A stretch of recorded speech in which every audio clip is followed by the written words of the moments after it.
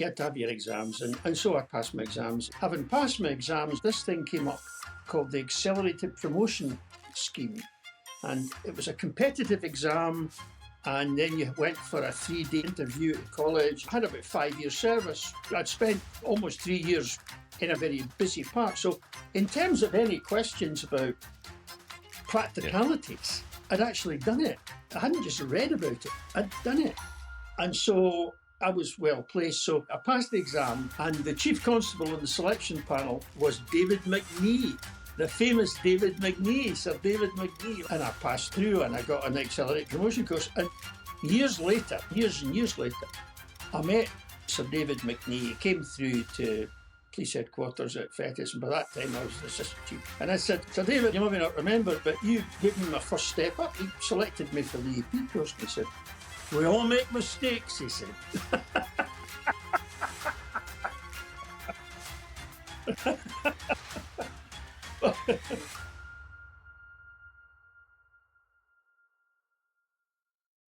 Hi, Tom. How are you this evening? Very well, thank you. Are you enjoying our Crime Time Inc. podcast, the creation of it, with our guests and our topics? And I am, actually, because although I've written about a lot of these cases, and I've done various television programs, radio programs, actually, this medium, podcast, is the only one where you actually get to talk about it in full. Yeah. And I'll talk about the nuances and the people and all the rest of it, because in most other mediums, a lot of the remarks end up on the cutting room floor, as they say. So, no, I am enjoying it. So, Tom, that's fine. This week, I wanted us to respond to some of the correspondence that we're starting to get. In fact, not starting to get, it's been building up for a while now. Because of your other commitments with podcasts, because of the writing that you do, the work you've done with Ruxton, all of that, you're now, like it or not, I'm not going to use the word celebrity because I could tell other people that, but I'd never say that to your face. But there's definitely a consciousness out there about Tom Wood because of the media, the insights you can give to the World's End, to the Black Murder Investigation, to all of that. So I thought we were duty bound to respond to some of these people from all over the world, I might add, from America, Australia, from right across Europe, Zambia, believe it or not. We've got listeners all over. And there seems to be a thirst for information from the police part of that, from the police officers, and especially young police officers are quite intrigued about the rank of Deputy Chief Constable and how you achieved that in the period that you did. I know you'd be reluctant to do that because you're always about the force and about the team. But I thought today in particular, for those listeners especially, you might give us some insight into how you moved through the ranks of Lothian and Borders Police. And maybe if you think what rank you might have reached in Strathclyde, you might have got sergeant or inspector even. Thanks very much, Simon. That's really gracious of you. Where would I have got to in Strathclyde Police? That's a real struggle. I'm not sure. I'm not sure actually whether I would ever have reached the standard, the depth of standard that some of you guys did. I've no idea. It boggles the mind to think about it. Most of the questions relate around this AP, the accelerated promotion that you were part of, and reaching the rank of Deputy Chief, which only happens once or twice in a generation. So are you comfortable running us through that for our listeners? Of course, absolutely. I've always considered myself to be the most fortunate of people in all areas of my life, actually. But yeah, very happy to do that. I was very lucky in that I joined the force at a time when you could make your way. You could actually progress. And also joined a very good force, a good size of force, was well structured. And I worked most of my time with a very good Chief Constable, Bill Sutherland, later Sir William Sutherland, who just died a year or so ago, who was a tremendous police officer and police leader, and who taught me a lot. Just watching him and being close to him and watching his decision-making taught me an enormous amount. So I've been lucky. And I was also lucky because of all these serious crimes. It's going to sound crazy to say this. How can you be lucky when there's mass murder in your force area? But actually, it gave you the opportunity to expose yourself to investigations and other police forces and senior detectives from other places that most people don't get a chance to do. You and I both spent a lot of her service in serious crime and investigating serious crime, we should remember sometimes that most police officers do not get that chance in their whole career. They simply do not get that chance ever to set themselves against that kind of standard. And I consider myself very fortunate in that. The great thing for me about the police when I joined was, and I've got the picture here of my Tully Allen course, that first Tully Allen course when I was just joining. And there's about 30 of us, maybe more. And the backgrounds, if you went through them all and stripped away the uniform and everything else to the people behind it, the backgrounds, you could cover the whole spectrum. We had a barber, which was great because he could cut everyone's hair. We had a former lawyer. We had a few soldiers that every course had on it, which was great because they kept us right on the parade ground and with all the things we had to learn about making our beds and pulling our boots and all that stuff. So that wide variety of people coming into the police. Where did Tom Wood come into the police from? How did you end up as a policeman, Tom? I was an accidental policeman, and an awful lot of the people in my generation were accidental policemen. My father was a policeman, and he'd been a detective for many years. When I was a wee boy, I remember seeing him being taken away in the early hours with a squad car would come for him, and my mum would take me up the window and wave cheerio to him and stuff like that. And he and his pals would come back to our house they used to have card schools, and there'd be a lot of revelry and fun and jokes and very tall stories. Yeah. And of course, as a wee boy, you take it in, I suppose, by osmosis. But I didn't want to join police. I wanted to join the Navy. Yeah. I was dead keen on joining the Navy. And I was fixed on this from my time at school and didn't want to do anything else but join the Royal Navy. That was my thing. And of course, I came to leave school. I was 16, did my O-levels and stuff like that. And there was no ambition in my school. There was no, when I think about it now, and I see what kids get encouraged to do now, there was no encouragement at all in my school. They just wanted to get rid of you. Somebody said to me about corporal punishment at school and people interfering. You said, did any of that happen to you? We used to get beaten. We used to get the belt all the time. But nobody was interested enough in us to interfere with us. You were just seen as a sausage in a machine, and out you went. And you were expected to go for an apprenticeship at one of the big engineering firms or do something, a white-collar job. But I wanted to join the Navy. And so I went along to the Naval Recruiting Office, and we were very nice. We had a chief petty officer there, very nice, to all my details. He said, just tell you, you've got very little chance of going to sea. I said, what do you mean? I said, well, he said, well, all the big ships have gone. He said, oh, and it was just at the time when there was a Labour government and huge defence cuts, and all the big ships, the aircraft carrier, the Eagle, and all these things, they were all being scrapped. Right.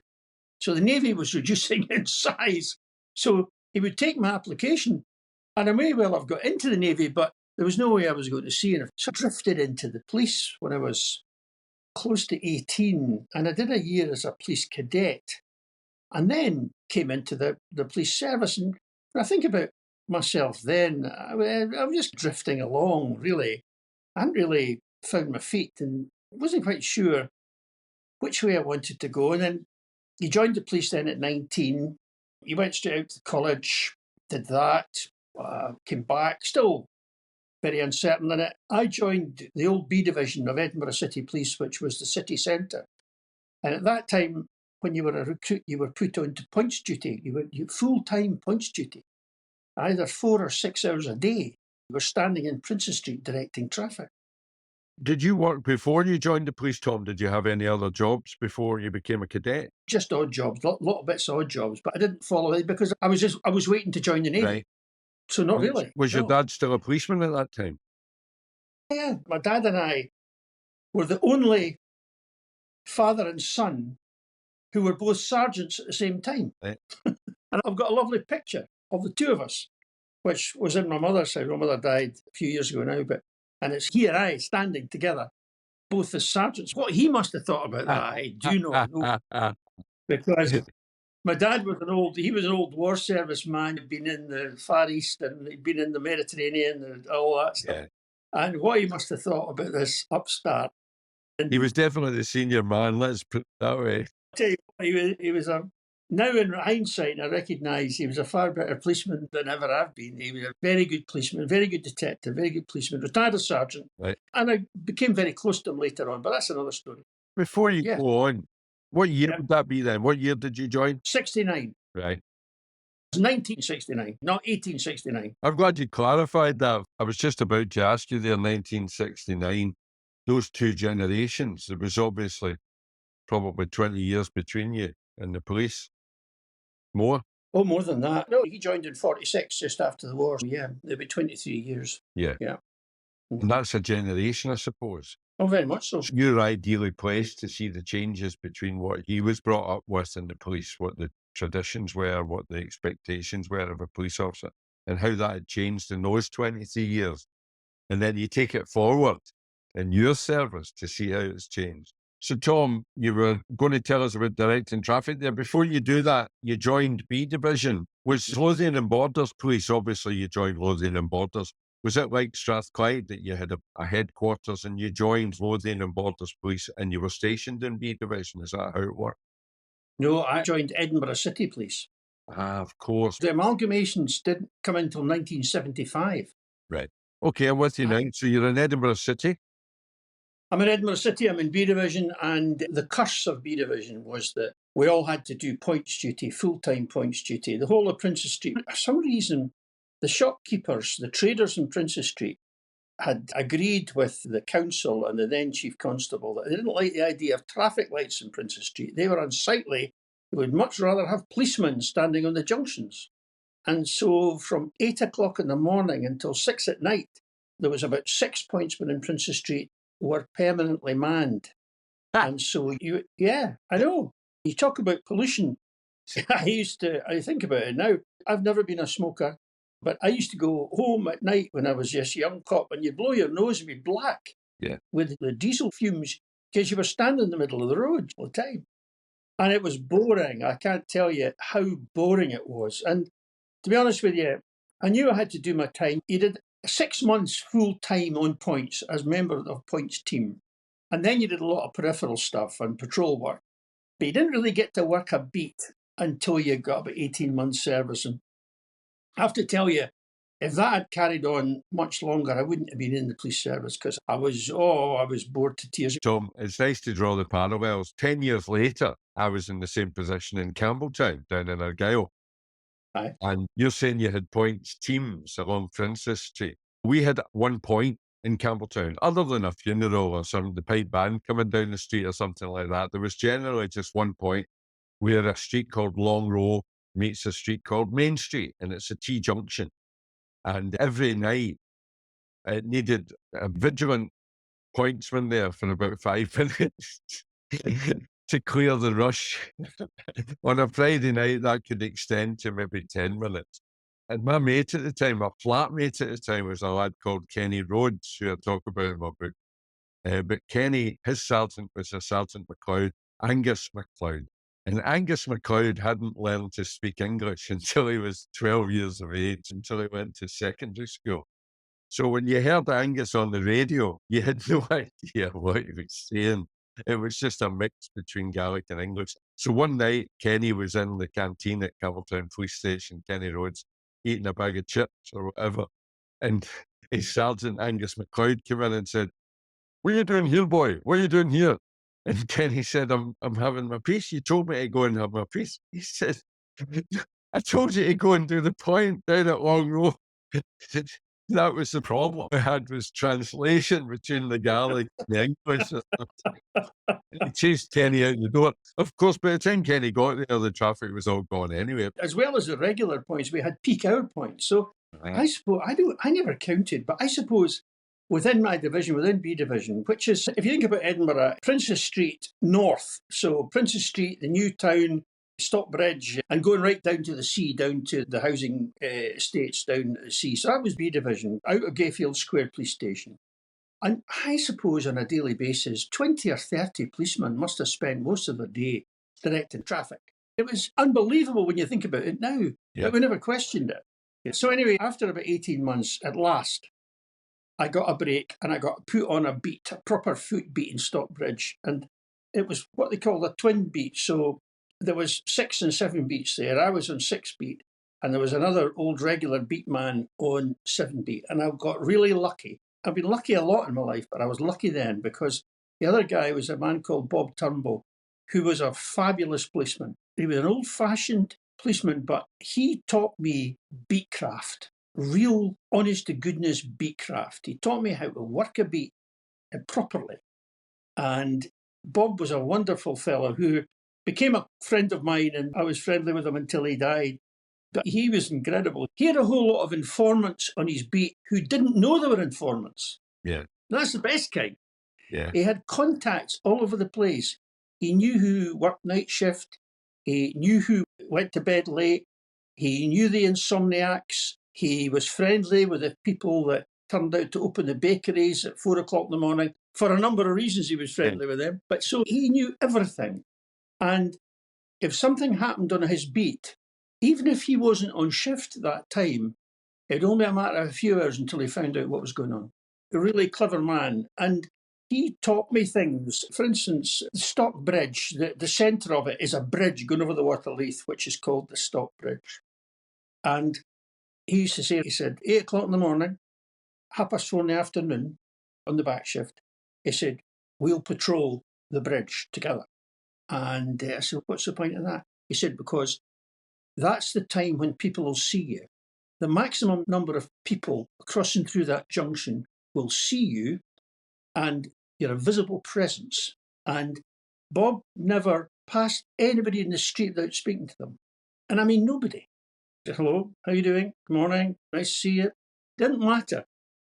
And now, when I walk down the streets and I see policemen coming towards me, they're busy and gross speaking to each other, I always think of him and his advice about making eye contact. Yeah. Make eye contact with whoever you pass in the street and always acknowledge them. And working a beat, if you're taught how to do it properly, it's a very rewarding job. It really is. And I will always be grateful to him. And I'm thankful that when he retired, I got a chance to say to him how grateful I was that he taught me that. And of course, for him, it was just second nature because he'd been taught by somebody. Yeah. But he passed that on. And I was lucky to have a good tutor. Tom, I think we're losing all of that now. I think we're becoming separated from the public in that regard. There was 2 policewomen wandering my street the other day, and they were obviously looking for an address. 2 young policewomen together, and they'd parked the van further down the street. And there's some strange numbers, like there are in most streets, and this is an avenue, and it's got some strange numbering with flats and bungalows and whatnot. And I was trying to say to them, are you looking for somewhere, girls? Can I help you? And I couldn't get a word in because they were so busy chatting as they walked up the street together. Now, that's not because the girls, because I see guys doing it as well. They're more interested in talking about whatever they're talking about, football or whatever. And that was never a thing when I was a young cop. I was told to shut up. Tom, you said a couple of times that he or she was a very good policeman. What would you say are the qualities? Because I want to talk to you about recruitment as well, because you've been in such a senior position in the police that you can give us an insight into some of these things. What would you say are the qualities, with retrospect, at the end of somebody's probation? What are the qualities that you're looking for after a 2-year probationary period that youngster is going to make a good police officer? I think you've got to have common sense. And you say, well, everybody's got common sense. No, not everybody does have common sense. You've got to have common sense. You've got to be able to communicate with anybody. The best policemen I ever worked with were able to communicate effectively with the whole social strata effortlessly. And you've got to have some sort of order as well. I used to tell recruits coming in, look, you're going to get a good tutor. Learn from your tutor, but keep your admin straight. The number of young policemen or policewomen I saw fall by the wayside simply because they're put off till tomorrow. I said, look, the biggest trap, you're finished at 10 o'clock at night and you think, I'll put that report in tomorrow. That's the road to disaster because tomorrow never comes. Tomorrow you're given another job to do, you're busy, doesn't get done, falls by the wayside, you're late, you're in trouble, and that's the slippery road. I think these are the main things you need to be a good policeman. Common sense, and you need to be a good communicator, and you have to have a degree of order about your work.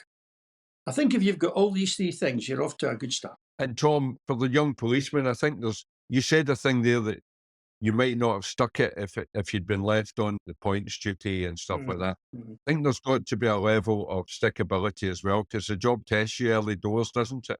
In fact, I remember walking into Tullyallen and getting screamed at in my face by a sergeant, and it didn't faze me in the slightest. But I know a few guys didn't even pass that first initiation of being shouted at. They shouted back or wanted to fight with them or whatever, and they were just turned around and marched straight back out the door, cases and all. There has to be something that you decide, I'm going to give this a year, or I'm going to give it my 2 years, my probation. Because the probationary period isn't just to decide if the recruit is up to the job. It's for the recruit to decide if the job's for them, isn't it? Yeah, that's right. You do need resilience. And as you go on and you do specialist jobs, you need physical resilience, you need mental resilience, you need psychological resilience. And even if you are well equipped in that regard, you cannot be unmarked. You cannot leave the police service unmarked in some way. And you and I will both be carrying marks from our service, things that have gone wrong for us, things that we've witnessed and experienced. And you can make that into something positive. But many people, I think, carry these scars. And of course, now it's been recognised as PTSD. But in our young day, and the generation before that particularly, that wasn't recognised at all. And I think that was a lot to do with the amount of heavy drinking that went on, certainly in the generation before, and of course, which led to health problems, and on it goes. But coming back to something you said there about investing, I still know some senior officers in the police because I worked with them when they were junior officers. And I still say to them, investing in tutors and sergeants. As I rose through the ranks to very senior rank in the police service, I realised more and more that a police station, a police section, a division, the force runs on its sergeants. If you've got good sergeants, then you'll be fine. If you're weak and your sergeants are weak, you've got problems. Because you can be covered in silver braid and have all the medals and everything else, but at 4 o'clock in the morning when you're lying in your bed, the people out there acting on your behalf are the sergeants.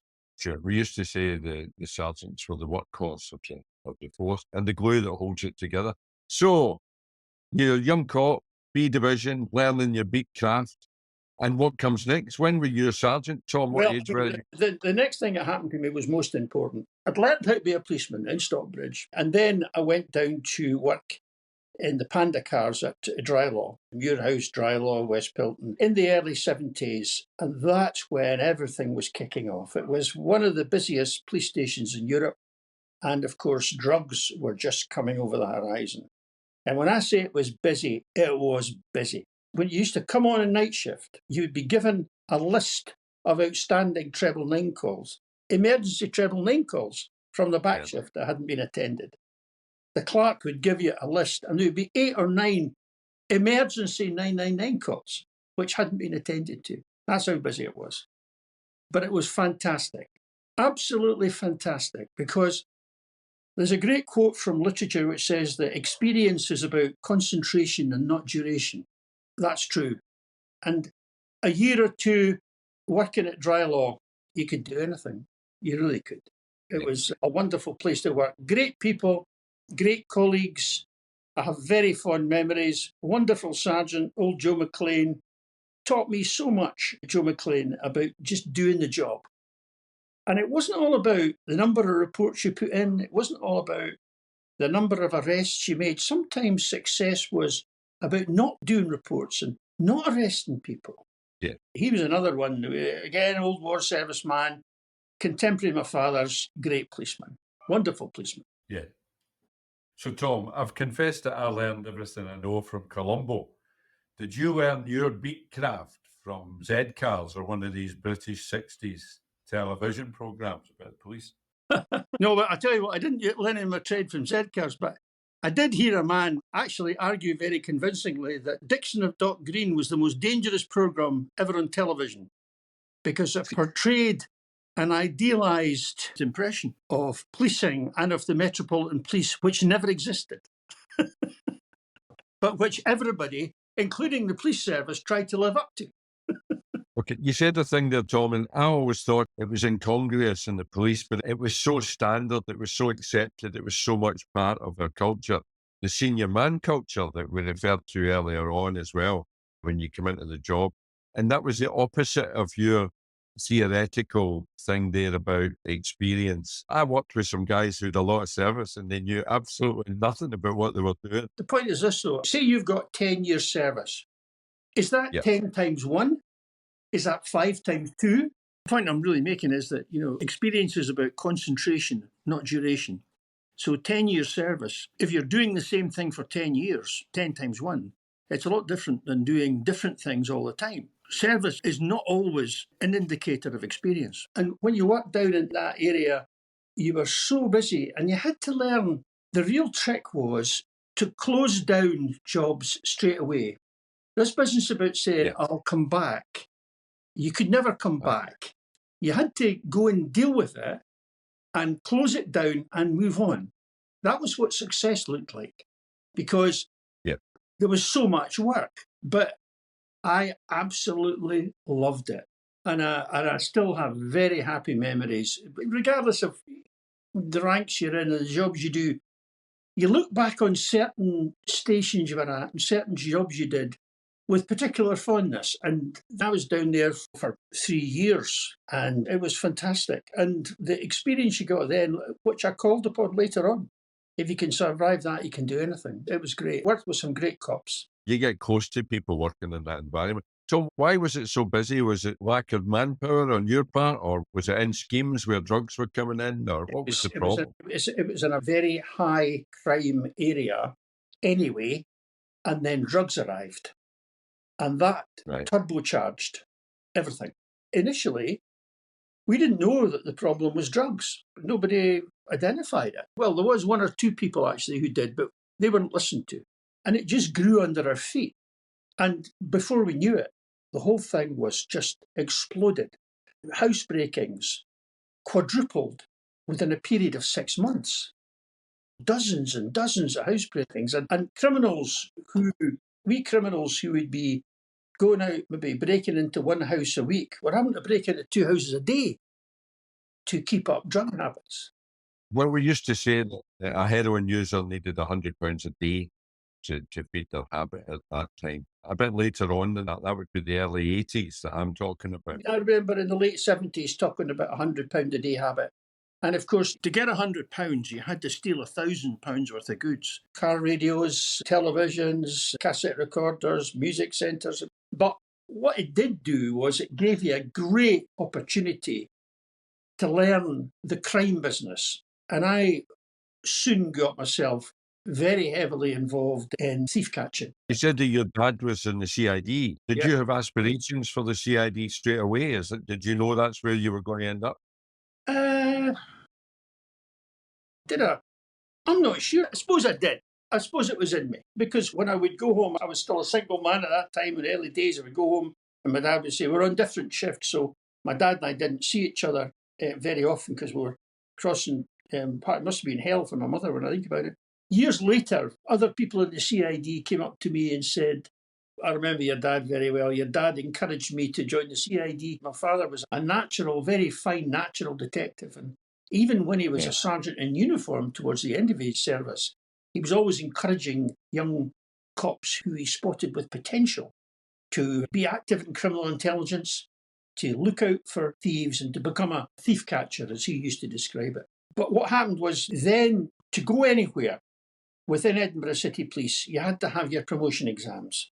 You had to sit your sergeant's and your inspector's exams, and you could do that with 3 and 4 years service. And I had seen a lot of my father's contemporaries struggling as older cops to pass their exams because they were out of the way of sitting exams. And I thought, well, that's not going to happen to me. I'll sit my exams straight away. When I was still fairly fresh from studying at school and whatnot, I'll sit my exams straight away and get them out of the road. And then I'll have options. If I don't want to do something, I don't have to. But if I fancy doing something, I'll apply for it. I'll be qualified, you see. So I did that, and that was one of the best things I ever did. If this ever gets any airtime at all, or conversations like this, Tom, and it got to some youngsters' ears of some description, in fact, whenever I'm speaking to any young cop, it's the mantra is get your exams out the road early, because it only gets harder. It only gets harder and harder the older you get. I got my sergeant's exam right away. And then I left it and thought I was a smart aleck. But 5 years, I did it again and got my inspector's ticket. But that was, it opens all the doors, because it's the first question you'll get asked if you go to a panel or if you go to join any special operation that's been put on. It follows you everywhere, and it's the first thing that the gaffer sees on your record is whether you've got your tickets or not. Well, it was particularly important in Edinburgh. You had to have your exams, and so I passed my exams. And at first I thought I rode a motorbike. I still got motorcycles even now, but I rode a motorbike and I loved motorbike. I thought I'd like to be a police motorcyclist. Of course, I went up to do a motorcycle course and discovered that all I was doing was riding around in circles on a motorbike. I quickly discovered what I didn't want to do as much as what I did. But then what happened to me was everybody said to me, oh, you must have had a career plan. I didn't have a career plan. And the people who I knew that did have career plans, they usually didn't work out. But what I did was, wherever I was, I simply looked about and thought, what would I like to do now? And having passed my exams, this thing came up called the Accelerated Promotion Scheme.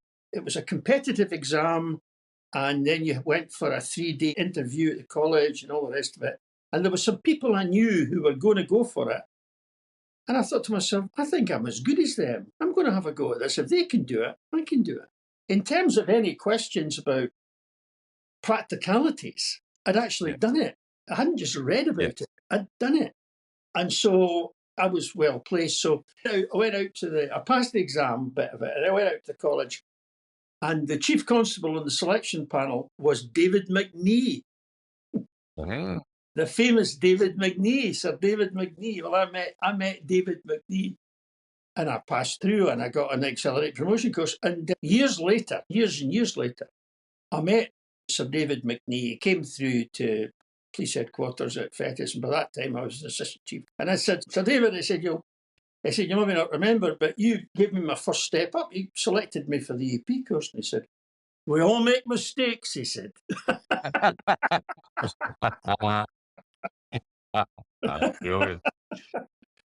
You skipped over, you just went to the AP course and passed the re-exam and got on.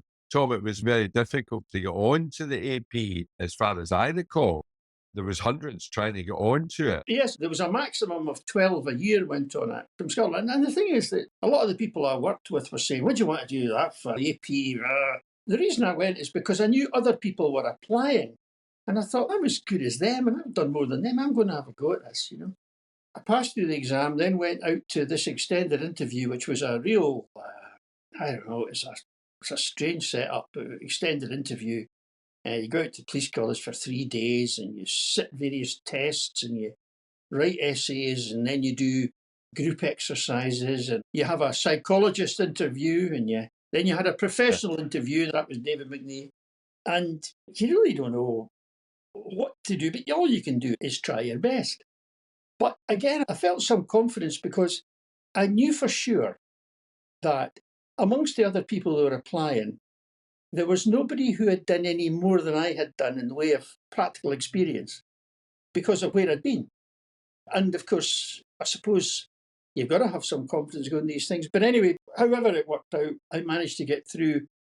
And I went out to the police college in 1975 for a year, for a whole year. And there was 8 of us selected that year from Scotland.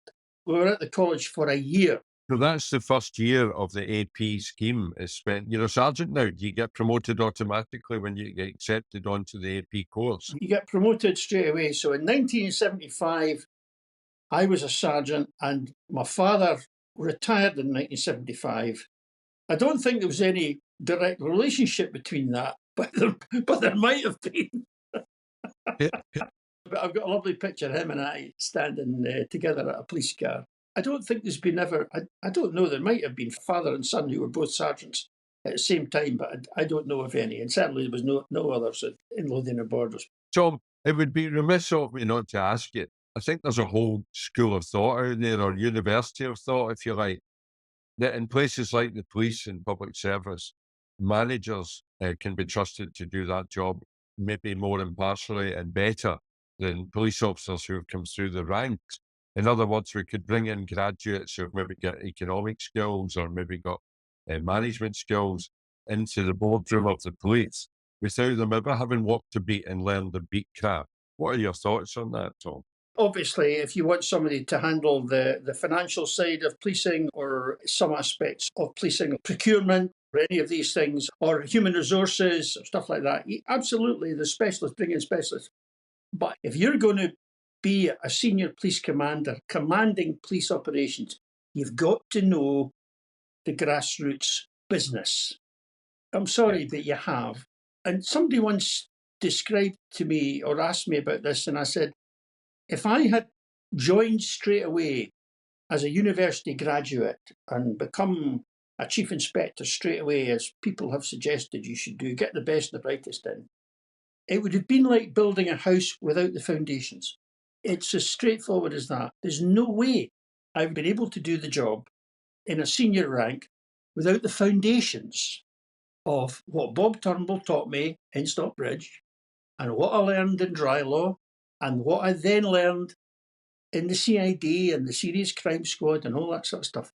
These are the foundation stones of your service, and I just don't think it's possible to do that. And Simon, it's been tried. It was tried, the Trenchard scheme, the history. If you read history of policing, people have tried this time and time again.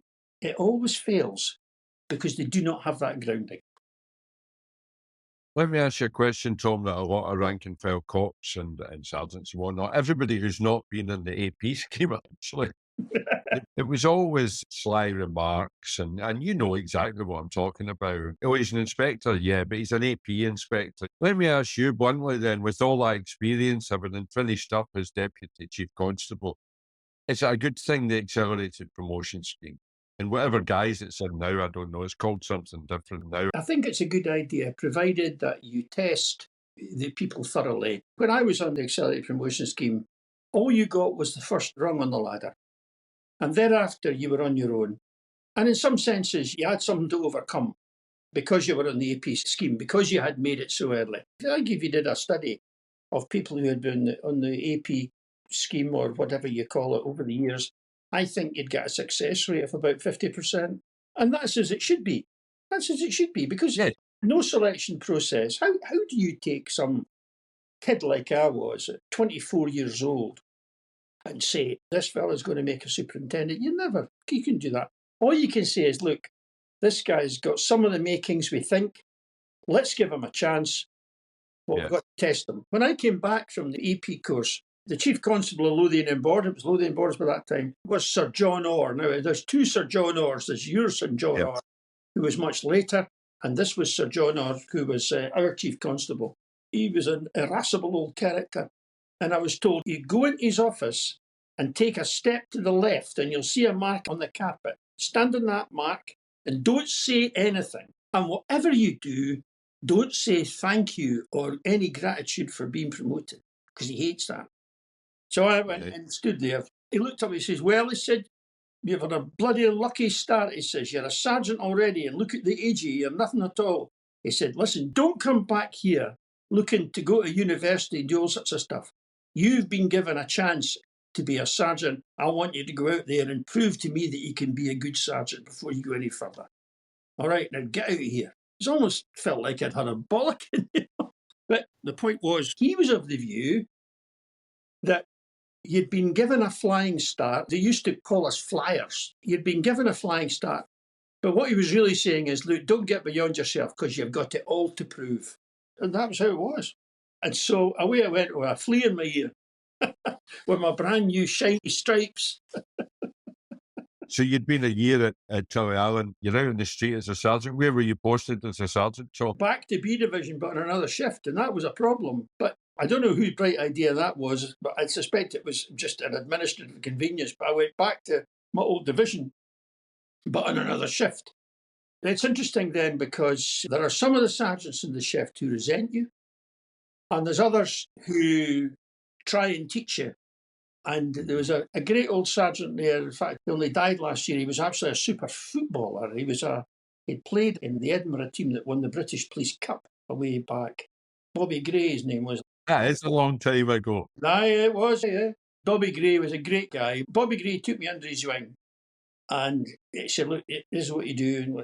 And the year at the college had been all very interesting, but it was Bobby Gray who taught me to be a sergeant, and a really nice man. He was at the end of his service, but he took time. He was a kindly man and a very funny guy, and he took time to show me how to do the job. And then I went back to Drogheda as a sergeant. And then I got a phone call to say, and I was very heavily involved in the criminal investigation side of it. There was a lot of crime in Drogheda at that time, and we were big criminal arrests, drugs, serious assault. There was a lot of violence involved. There was a lot of unexplained deaths from drug overdoses because heroin was overwhelming us, to be honest, by that time. Yeah. I got a call from the divisional commander saying, listen, Tom, you're getting a move. And I said, where am I going now? He said, go to CID. I said, what? He said, yeah, I just go to CID. And that was in very early on in 1977. They were transferring me to CID. Now, when I'd been a uniformed cop, I'd been an aide to the CID, etc., but I'd never actually been a fully fledged detective constable. But now I was a detective sergeant. Yes. Yeah. So that was another deep end experience. And I was sent up. And of course, at that time in Lothian and Borders, the new detective sergeants were always put into the CID main office, which was the sort of admin centre. And you learned the ropes there and you looked after the telexes and all the rest of it. And you didn't really do outdoor duties until about 6 months, until somebody else got promoted and they replaced you.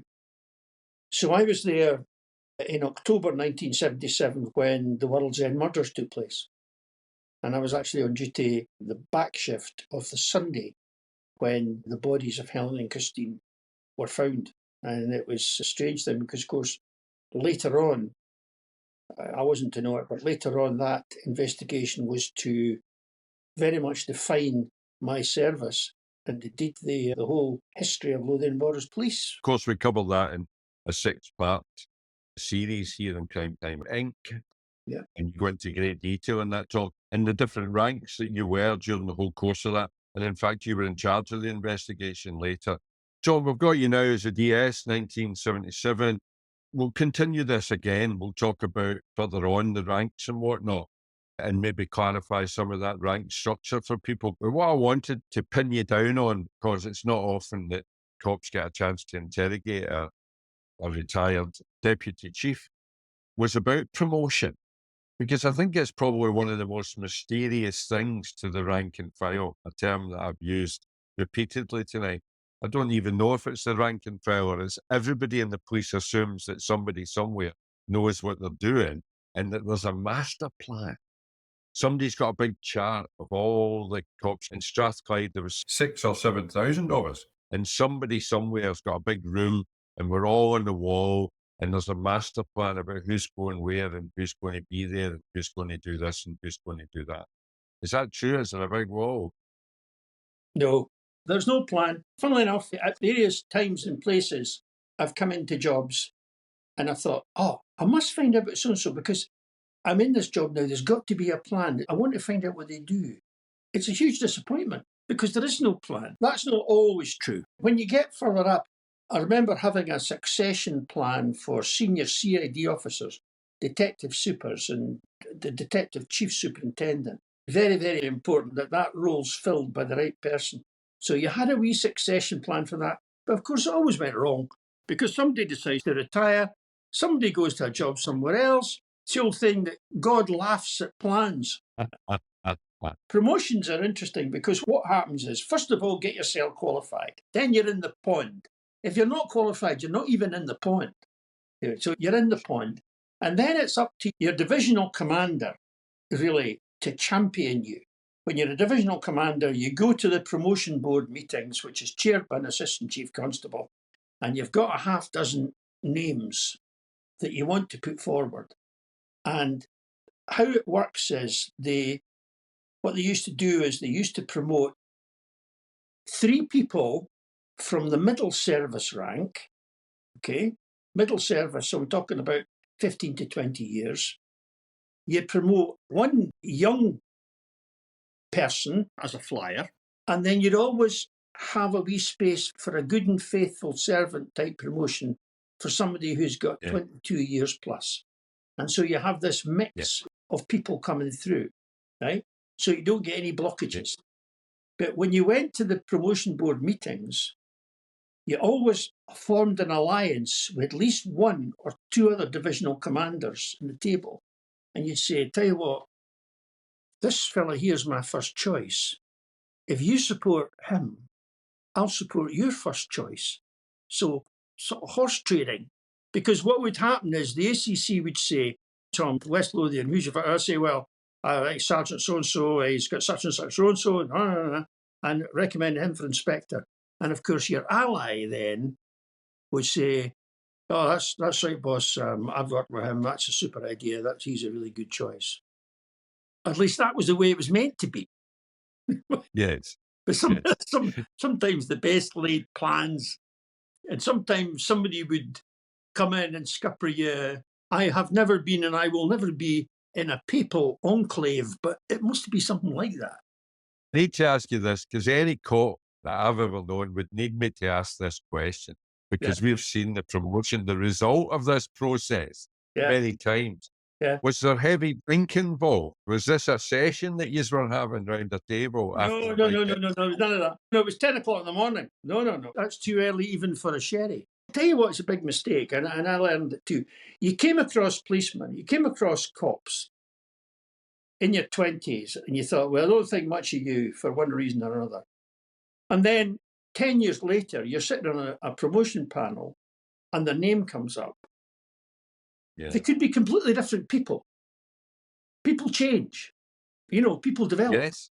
And it's wrong. There was one divisional commander in Edinburgh who had the longest memory in the world for people that had crossed him. And he wouldn't say anything, but he'd just sort of grumble when a name was brought up.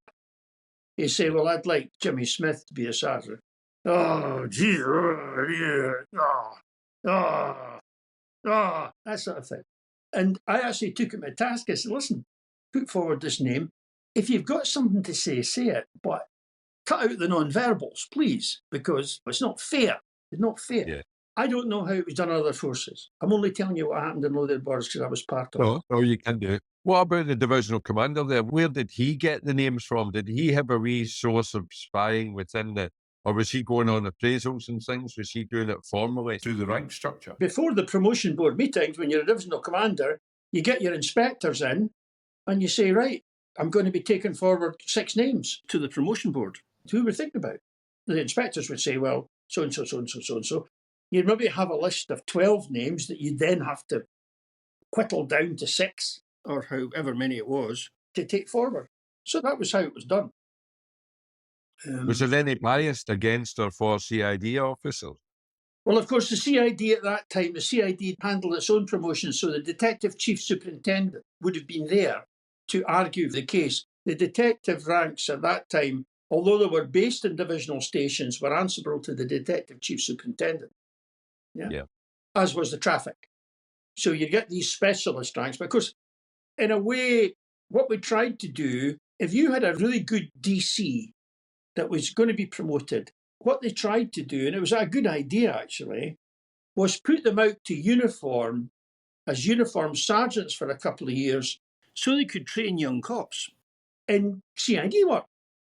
That was pretty much standard in Strathclyde. There was very, very few went from DC to DS. That would be very rare, if not unique. I can't remember anyone. Sometimes in specialist ranks, that worked very well. And once they'd done 18 months, 2 years, then they came back into CID as a DS. That's how it worked. But I think latterly we changed and we mixed it up a bit more.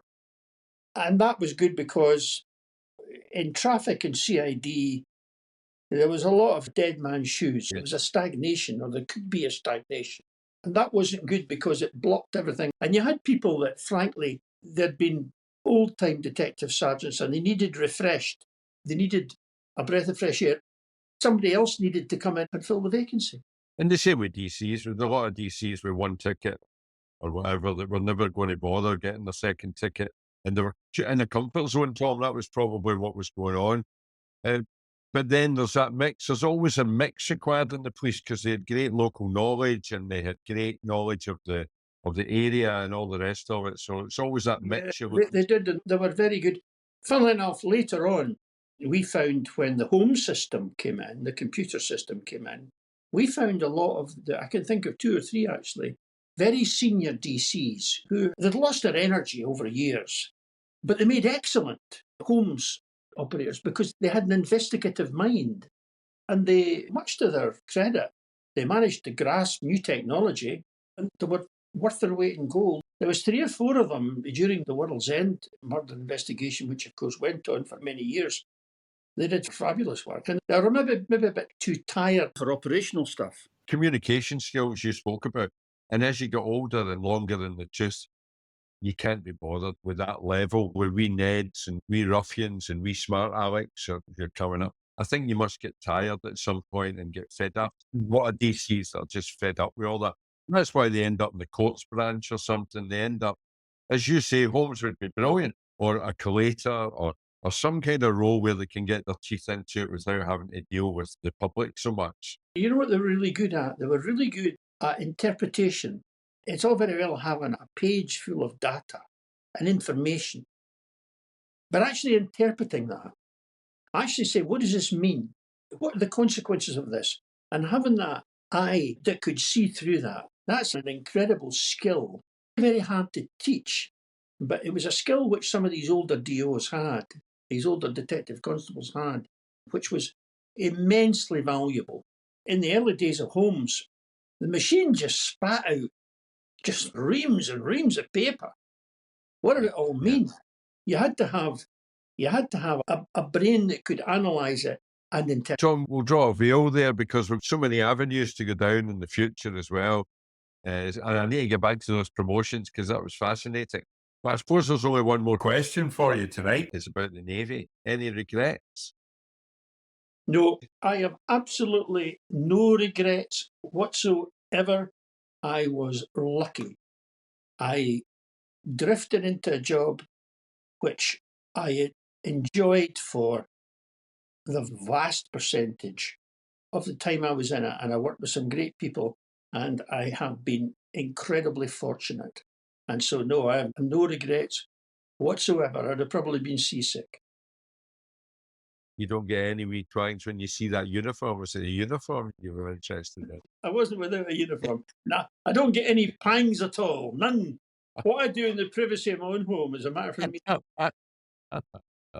And I suggest that we just keep it that way, gentlemen. All right? Yeah, it's like yeah, it's very good, Tom. Oh, yeah. On that note, I think Tom will draw a veil over proceedings. Tom, I can't thank you enough for doing that because I know it's an uncomfortable thing for you to do, and it's not what we expected to be doing here on Crime Time Inc., where we look at true crime and investigations. But I think that's a valuable insight, and I think it reinforces how lucky we are to have you here and all your insights. So thanks for doing that, Tom. Thanks very much, Simon. And I'm only getting started. I'm only warming up. Next time on Crime Time Inc. From a particular viewpoint, and the sort of cartoon vision of the miners' strike was about poor beleaguered miners and communities fighting for their survival, fighting for their very livelihoods and their communities and everything else, being beaten down by the violent police who were lackeys to Margaret Thatcher's government. And that's the sort of the cartoon version of the miners' strike. And of course that was not true at all. In 1984 I was a chief inspector and I worked at headquarters, and I had a lot to do with the miners' strike because I was the Force Information Officer at that time, and I would often go out with the Gold Commanders, the ACCs, who were in charge of the operation at Bilson Glen, running right through the winter, a very cold winter of 1984 into 1985. So I saw the full spread of the miners' strike and what went on and what didn't.